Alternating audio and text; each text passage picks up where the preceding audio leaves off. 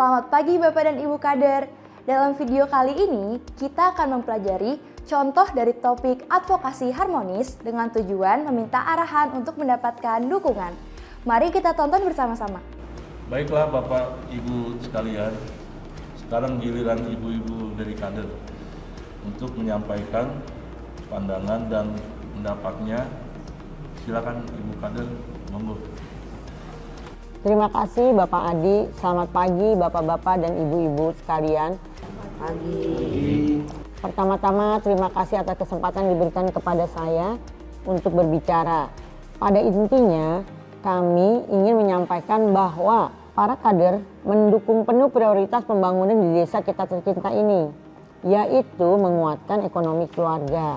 Semoga keluarga yang ada di desa kita ini semakin sejahtera, tidak ada lagi keluarga miskin. Dalam percakapan ini, Ibu Kader menyampaikan dukungan program para pemimpin desa, yaitu pembangunan penguatan ekonomi desa. Begini Pak Adi dan Bapak Ibu sekalian, menurut kami agar ekonomi keluarga menjadi kuat, jangan biarkan uang dan waktu kita habis hanya untuk mengobati anak yang sakit. Menurut data yang kami peroleh dari Puskesmas, setiap bulan ada 20 orang anak sekiranya yang sakit. Kebanyakan sakitnya anak-anak itu adalah diare. Udah pasti uang yang dikeluarkan orang tuanya untuk berobat nggak sedikit. Seperti contohnya Pak Harun, warga RW 05. Kemarin cerita ke saya bahwa dia membawa anaknya berobat. Itu ongkos berobatnya habis 50.000. Belum untuk makan di jalan Pak Agus. Dalam percakapan ini, Ibu Kader telah menyampaikan data dari Puskesmas dan konflik yang terjadi di daerah Ibu Kader bertugas.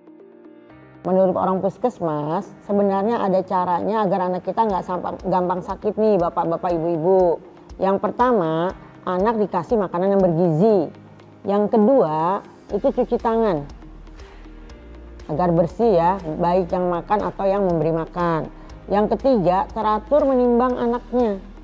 Yang keempat, itu anak jangan lupa diimunisasi.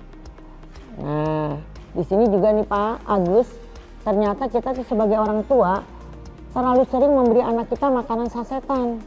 Kita suka lupa kasih anak makanan yang terbuat dari bahan alami, seperti ayam, ikan, sayur, dan lain-lainnya. Jadi dari 10 balita yang kita tanya anaknya ini, itu dikasih makan sasetan, bubur sasetan Pak Agus. Padahal makanan itu kelihatannya aja bergizi, tapi isinya sebetulnya hanya garam dan gula. Jadi ini temuan kami di lapangan Bapak-Bapak Ibu-Ibu.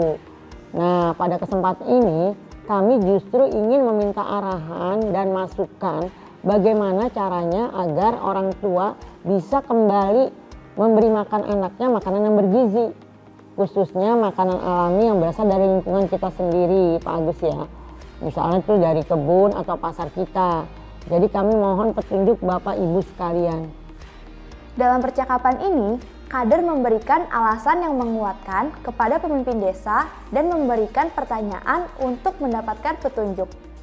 Bagaimana kalau ibu-ibu kader ajarkan ibu-ibu di desa ini memasak makanan alami? Atau mudahnya buat aja demo masak. Ya, setuju Pak Agus. Jadi jangan hanya omong-omong doang. Warga harus kita pancing, ditunjukkan masaknya. Terus kita makan rame-rame. Nanti lama-lama kan jadi terbiasa. Terima kasih atas masukannya Pak Agus, Pak Andi.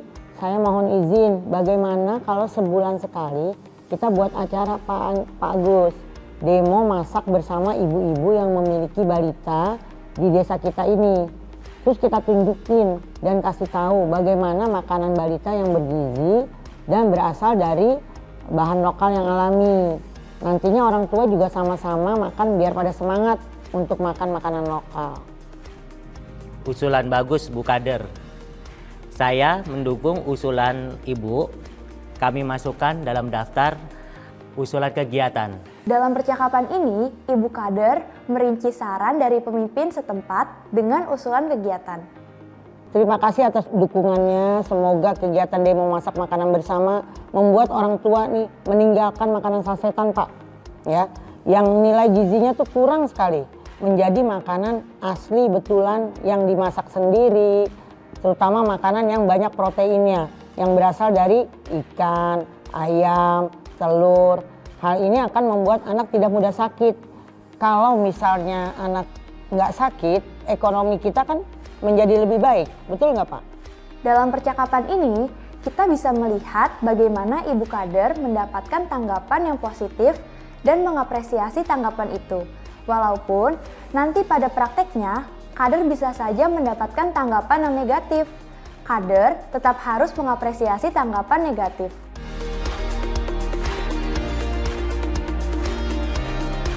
Kami ingin menyampaikan bahwa para kader mendukung penuh prioritas pembangunan di desa kita tercinta ini. Pertama, pengantar yang mendukung.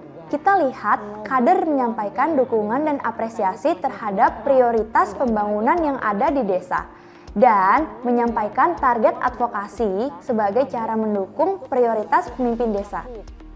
Menurut data yang kami peroleh dari Puskesmas, setiap bulan ada 20 orang anak sekiranya yang sakit. Selain itu, kader juga memberikan data serta konflik yang terjadi di masyarakat dilengkapi dengan alasan yang menguatkan. Seperti contohnya Pak Harun, warga RW 05.